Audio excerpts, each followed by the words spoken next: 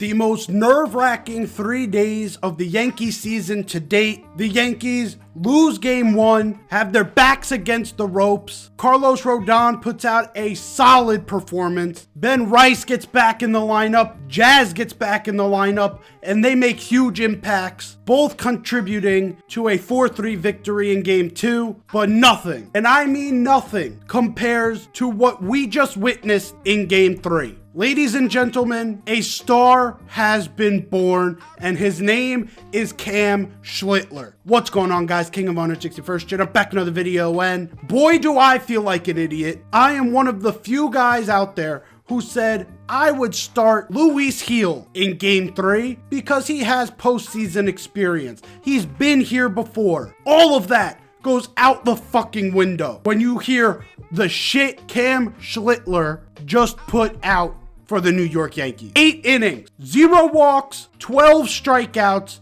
and obviously 0 earned runs. This is one of the best playoff performances we have ever seen. In New York Yankees history, it is top 3 at the very least. It all depends on whether or not you think the 15 strikeout game from Roger Clemens in that complete game was better than this. Either way, what Cam Schlittler just did is unfathomable. He was going up against another rookie in Connerly Early. And let's put some credit on Connerly Early's name. He had a tremendous first 3 innings. In the first 3 innings, I think there was a discussion on who the better pitcher was up to that point. Early was throwing everything, even the kitchen sink at the Yankees, and had the Yankees fooled, while Cam Schlittler was pumping 100 with that sinker that was hitting the outside corner. They were going back and forth, tit for tat. Then the 4th inning comes. The second time through the order, kills Connerly Early, and not really much with power, as other than the double that Stanton hit, nothing got hit hard. The double that Cody Bellinger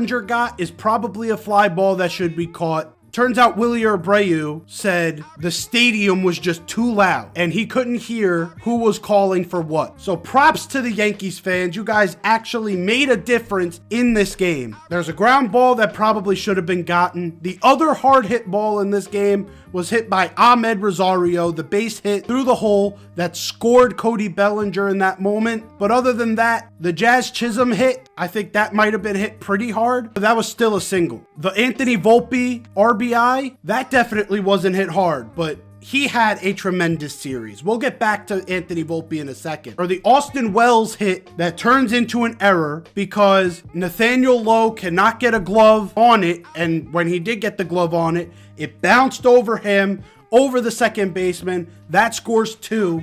Yankees put up 4 runs in that 4th inning, but all the Yankees needed was that first one because Cam motherfucking Schlittler. Literally anything Cam Schlittler needed to go to, he got it. At times, his curveball didn't look great, but when he needed it most, he was able to execute. That fastball got hit a couple times by Masataka Yoshida, but when he needed it most, it was right there. Cam Schlittler put out a magical performance. This is not a performance that puts him on the levels of Brian Bayo. This puts him in top 3 discussion, not literally for next year. This is the type of performance you would expect out of a Tarek Skubal. This is the type of playoff performance you'd expect out of one of the best playoff performers of all time in Zach Wheeler.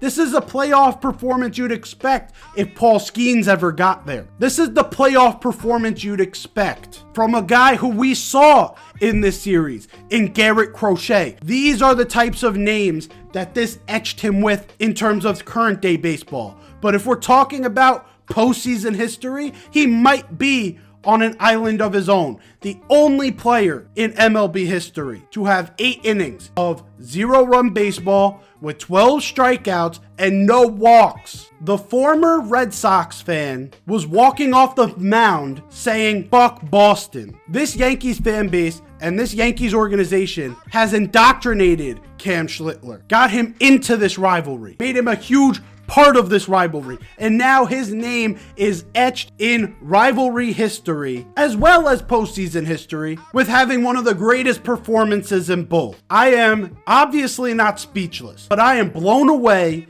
by the performance that was put out by Cam Schlittler. I don't know how you can't be. This is once in a generation type stuff. This man had only had a little over 10 starts in his professional career. And after that tiny bit of experience where he showed flashes of looking like this type of guy, the Yankees threw him into the motherfucking fire and said, here, game 3, elimination against our rival, against your boyhood team. How will you respond? And Cam Schlittler responded like no one has ever responded in MLB history. This is one I will be telling my grandkids, you will be telling your grandkids, and Yankees fans everywhere will be telling this as almost a folk's tale. Remember when Cam Schlittler diced up the Red Sox to help us advance through the wild card? Such an unreal performance. I could go on and on about this, but this video would be an hour long. So let's move on and talk about some of the other big performers of this series, starting with Anthony Volpe. We finally figure out what Anthony Volpe is as a major leaguer. You know what he is? He's a motherfucking playoff riser.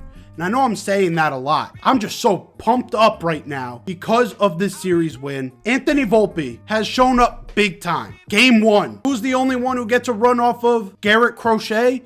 It's Anthony Volpe with a home run. When the Yankees need him to come up big in the field in game 2, what does he do? He gets his foot down off of that Devin Williams throw and gets the double play. That play was instrumental in helping us win that game. He also had a hit. And then in game 3, that 4th inning comes around. He plays that ball so perfectly. It's on the outer part of the plate, and he just decides, I'm going to right field. Hits it where they ain't, gets the ball through the infield. That scores the run, basically decides the game in that inning. Also had a couple dazzlers in this one as well. Jazz had a throw that he had to pick out of the dirt. What a performance from Anthony Volpe in this wild card series. And if this continues through to whatever round we get to, and he performs at this level, I think Anthony Volpe will forever have a job, no matter where he goes, because he is now known as a playoff riser. He is the Yankees version of a Kike Hernandez, a guy who in the regular season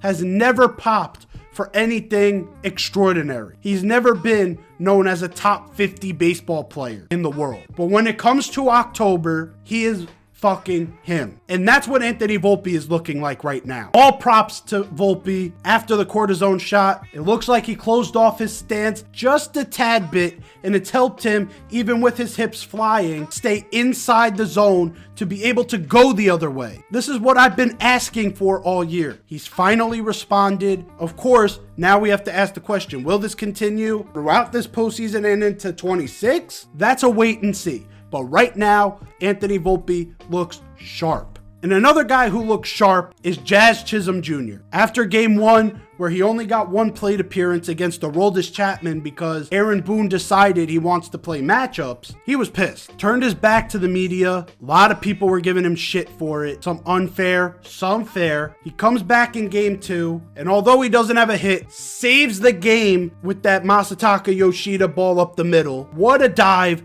to get in front of that ball. Should they have sent Eaton from third? It was a split-second decision. They decided not to. But that eventually saved the run that helped aid Fernando Cruz and Carlos Rodon. Because mind you, I think that was Carlos Rodon's run. So it helped Cruz in the fact that it helped him get out of that inning clean. It helped Rodon in the fact that it didn't give him an earned run on his ledger. It helped the Yankees in the fact that the game-winning run did not score and allowed for himself to get on base with a walk and Austin Wells to get a 3-2 count against Garrett Whitlock, who was at 40 pitches, by the way, at that point, and to run from first to home in 9.16 seconds. At that point, he was my MVP for the series. Obviously, that goes to Cam Schlittler right now. Jazz then goes into game 3 against the lefty and puts up a 2-hit day. Has a good game in the field. You play your stars every day. From now on, that's what I want to see out of Boone. And it seems like after game 1, he's playing this with more feel. He looked at his bench coach and said he's throwing strikes when talking about Cam Schlittler. He's going out for the 8th. I don't think analytics asked for that. I don't think analytics would have told you putting Cam Schlittler out for the 8th is a good decision. You know what he used? He used feel in that moment. And in this series, after game 1, he outmanaged Alex Cora. Alex Cora threw all his chips into the middle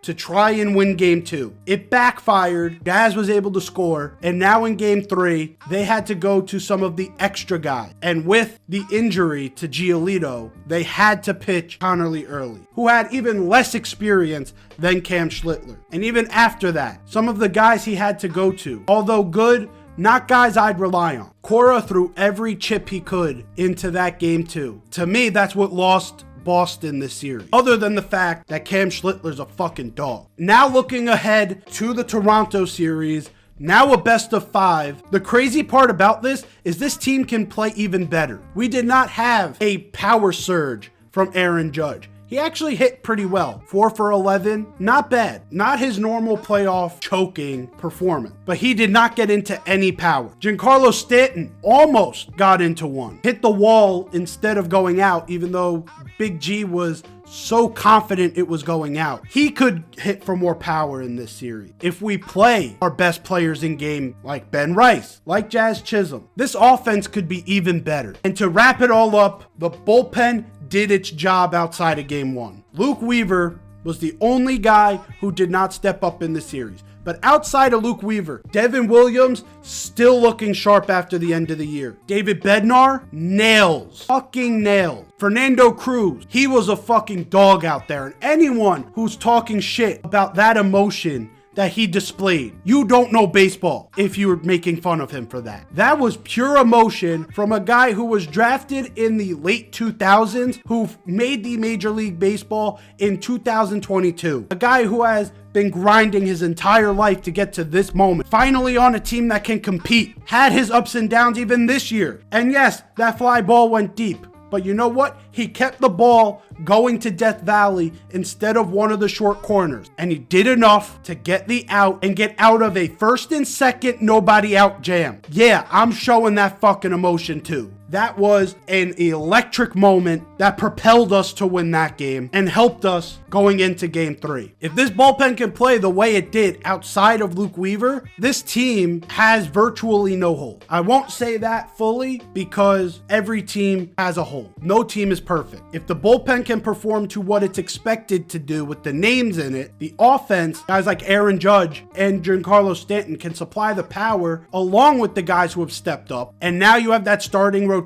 of Fried, Rodon, and this Schlittler. How do you beat this team? The only way you beat this team is if they beat themselves, which they didn't do in this series. Going into Toronto, this is going to be a tough series. 5-game set against a team that took us out in the season series. But this is a different team that lost some of those games in the early part of the year. We had Oswald Peraza playing third most of that time, and we had guys like Marcus Stroman still pitching for them. They have not faced this version of us. So this is going to be an interesting series going in, and I think the Yankees have the edge on paper. But the games aren't played on paper. They're played in real life. So what do you guys think? Do you think the Blue Jays have a shot in this series? Do you think the Yankees have a shot in this series? Let me know down below. I'll be at one of the games, probably game 3. I can't wait. Hopefully I'll see some of you there. Hopefully you guys enjoyed this video. If you did, leave a like down below. If you're new here, hit that sub button. It's just the first round, but how big was this series, getting over that Red Sox hump. Now let's get over that Blue Jays hump from 2025 and let's go win this fucking ring. I'll see you guys in the next video. I'm out of here. Take care